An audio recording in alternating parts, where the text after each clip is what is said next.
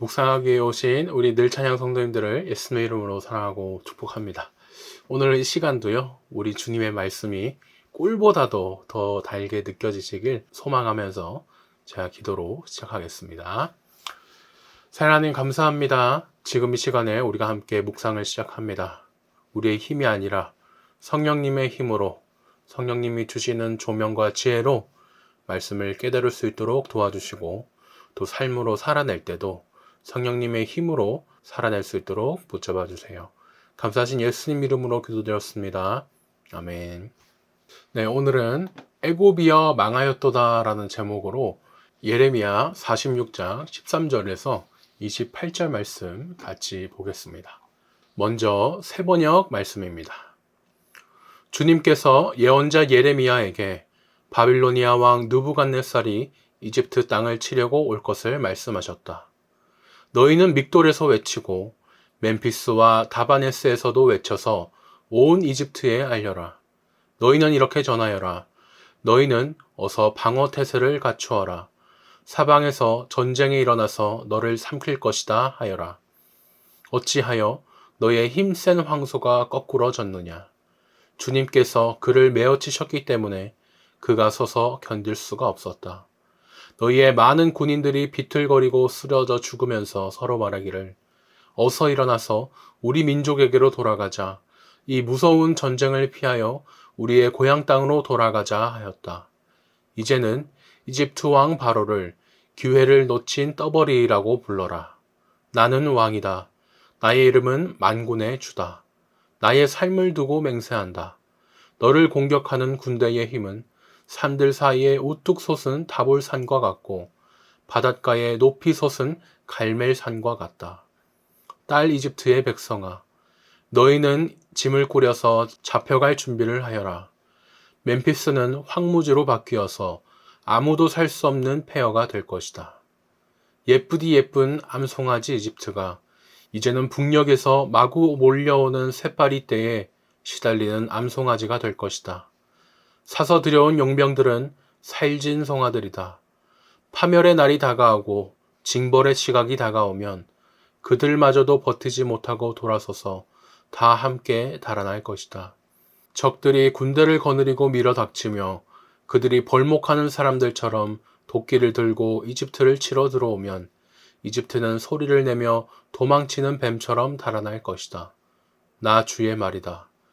그 숲이 들어설 수 없이 빽빽하다 하여도 그들의 수가 메뚜기 떼보다도 많고 헤아릴 수 없이 많으므로 그들이 그 숲의 나무들을 모두 잘라버릴 것이다. 딸 이집트의 백성이 수치를 당하고 북녘 백성의 손에 넘어갈 것이다.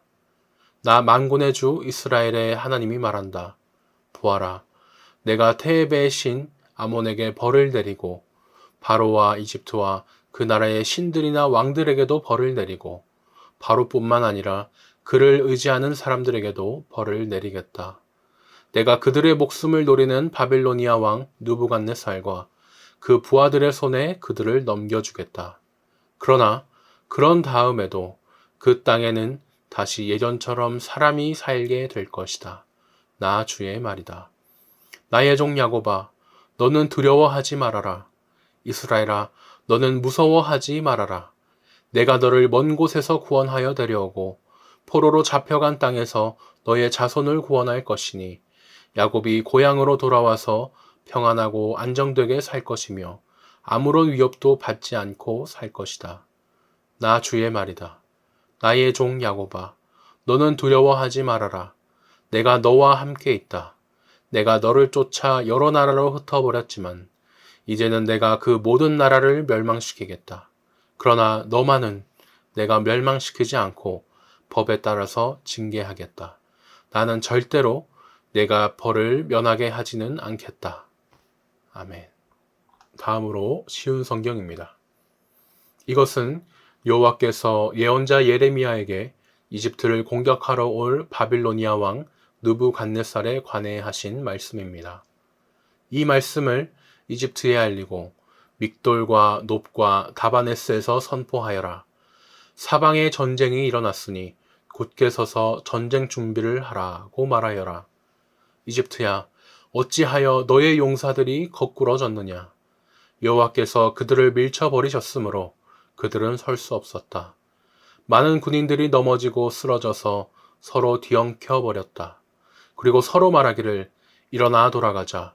우리를 짓누르는 이 무서운 전쟁을 피해서 우리 민족이 있는 곳으로 우리 고향 땅으로 돌아가자고 한다.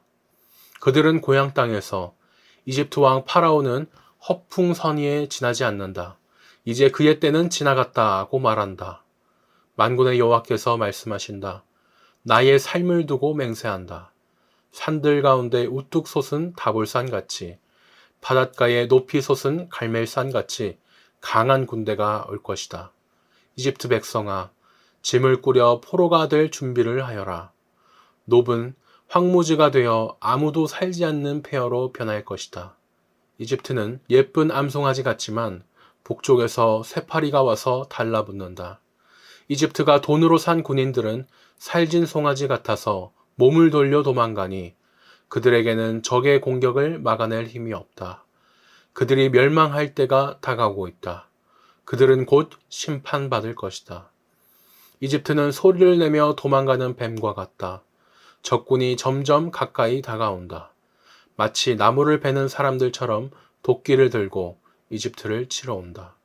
이집트 군대가 아무리 측량할 수 없는 큰 숲과 같다 하더라도 그들이 모두 베어버릴 것이다. 나 여호와의 말이다. 적군은 메뚜기 떼보다 많아서 셀 수조차 없다. 이집트 백성은 부끄러움을 당하고 북쪽에서 오는 적군의 손에 넘어갈 것이다. 만군의 여호와 이스라엘의 하나님께서 이렇게 말씀하셨다. 보아라, 내가 노의 신 아몬에게 벌을 내리겠다. 그리고 파라오와 이집트와 그 신들과 그 왕들에게도 벌을 내리고 파라오뿐만 아니라 그를 의지하는 사람들에게도 벌을 내리겠다. 내가 그들의 목숨을 노리는 사람, 곧 바빌로니아 왕 느부갓네살과 그의 부하들에게 그들을 넘기겠다. 그러나 그런 다음에는 이집트에서 옛날처럼 사람들이 평화롭게 살게 될 것이다. 나 여호와의 말이다. 내 종 야곱 백성아, 너는 두려워하지 마라. 이스라엘아, 무서워하지 마라. 보아라, 내가 저 먼 곳에서부터 너를 구원하고 너희 후손을 포로로 잡아간 땅에서 구해내겠다. 야곱 백성은 돌아와서 다시 평화와 안정을 누릴 것이며 아무도 그들을 위협하지 못할 것이다. 내 종 야곱 백성아, 너는 두려워하지 마라. 나 여호와의 말이다. 내가 너와 함께 하겠다.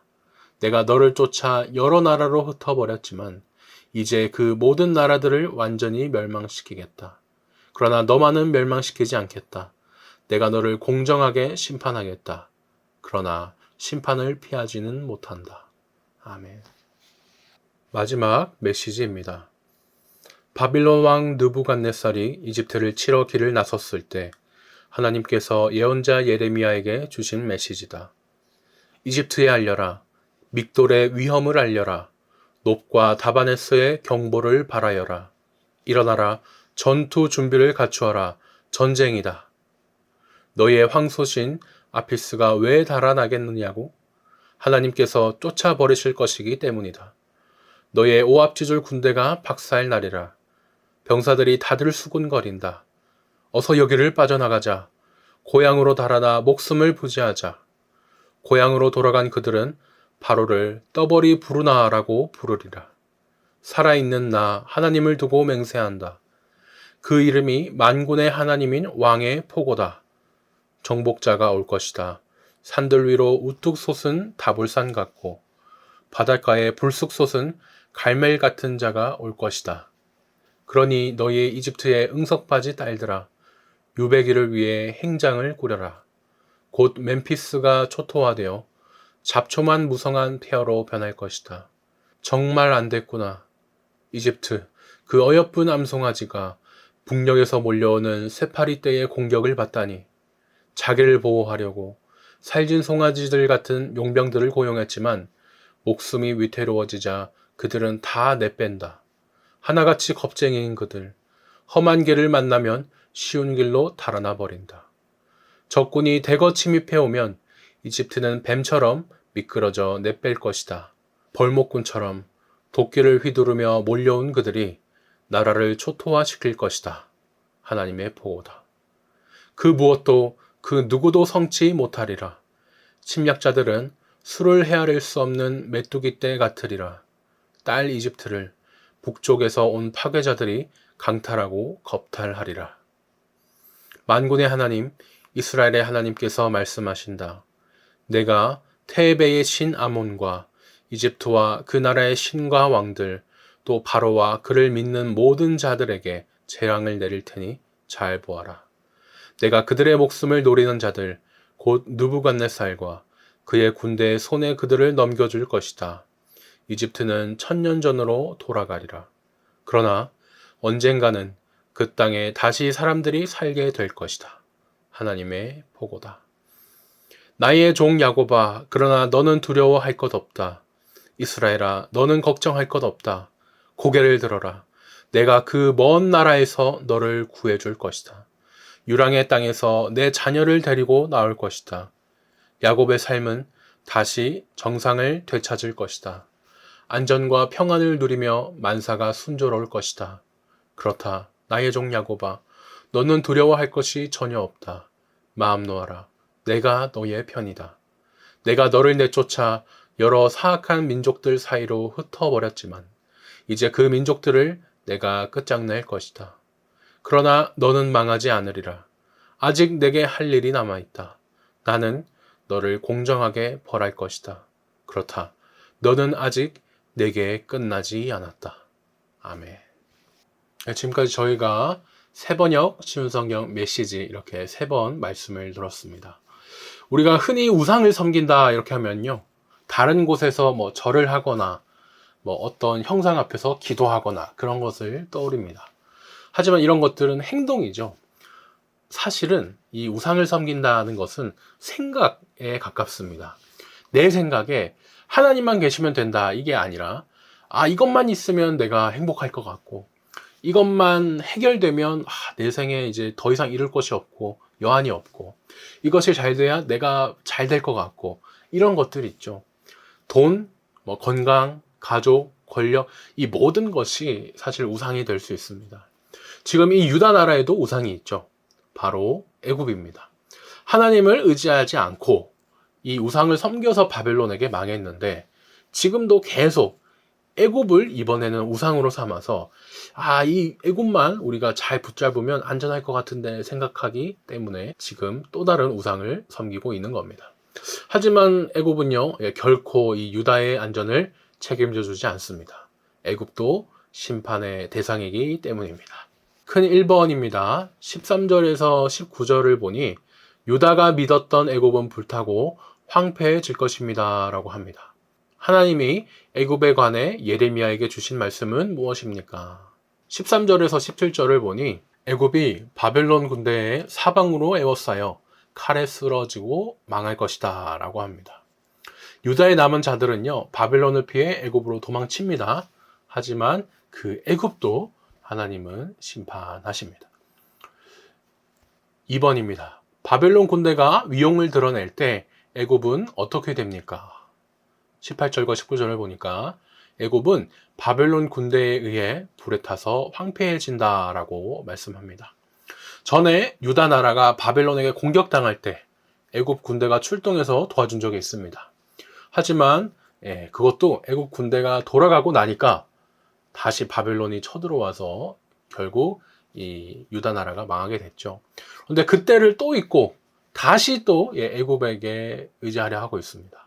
하나님이 이번에는요, 너희가 의지하는 그 애굽 내가 얼마나 보잘것없는지 알려줄게 하시면서 바벨론을 통해 애굽을 치십니다. 다볼산, 갈멜산 같이 이제 이스라엘을 위에서 내려다보고 있는 높은 산들이 있거든요.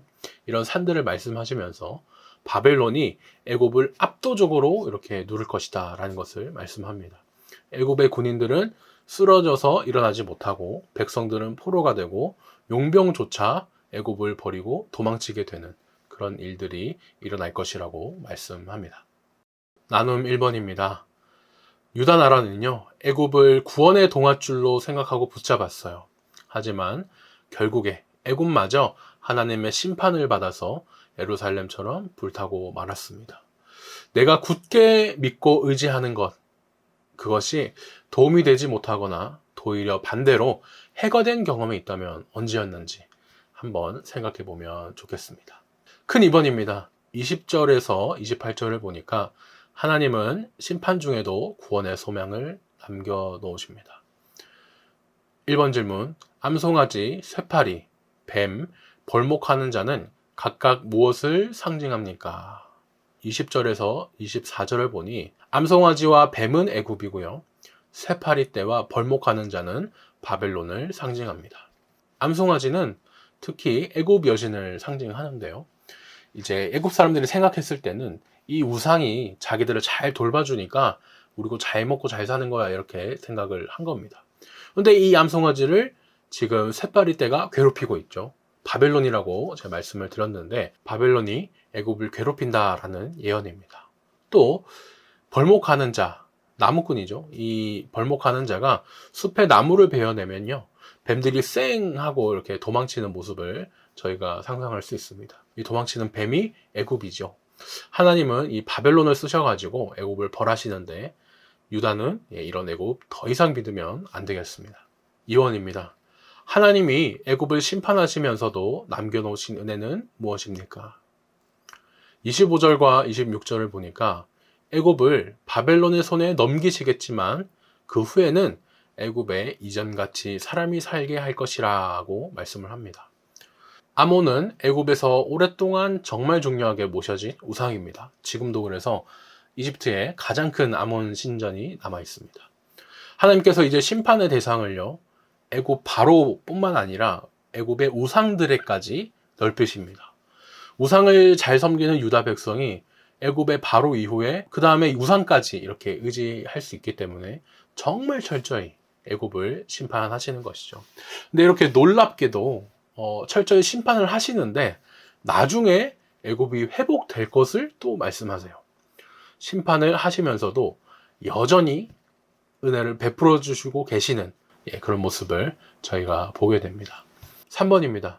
하나님은 유다 백성을 징계하시더라도 어떤 소망을 남겨놓으십니까? 27절과 28절을 보니 유다 백성을 포로로 잡아갔던 나라가 다 망하더라도 하나님은 그곳에서 유다 백성을 구원하실 거라는 말씀을 하십니다. 하나님께서 참 그 말 안 듣는 백성을 심판하시면서도 너무 사랑하고 아끼시니까 그들이 다 없어질지라도 너희는 사라지지 않는다 이렇게 소망을 주세요. 지금까지 하나님이 그저 한두 번도 아니고 계속 백성들을 구원하려고 하시는데 백성들은 계속 하나님을 실망만 시키면서 계속 떠나려 했습니다. 그런데도 이 백성들을, 이제 우리들을 사랑하셔서 용서하고 또 용서해 주시는 하나님의 그 크신 사랑이 참 너무나 놀랍습니다.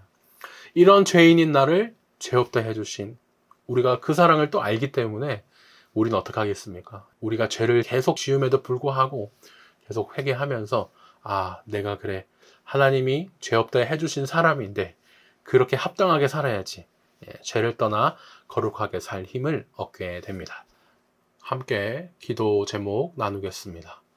나의 삶에 있어서는요, 변하고 흔들리는 것이 아니라 변하시지 않고 믿을 수 있는 신실하신 하나님만 의지하게 해달라고 기도하시면 좋겠고요. 우리 늘찬양교회에 있어서는 징계의 순간을 모면하려 애쓰기보다 정직하게 회개하는 그런 경건함을 갖게 해달라고, 또 이런 우리를 이미 죄 없다, 의롭다 해주신 예수님의 그 사랑을 더 느끼게 해달라고 기도했으면 좋겠습니다. 오늘 묵상은 여기까지고요. 이번 한 주도 건강하게 보내시고 복된 주일날 뵙겠습니다.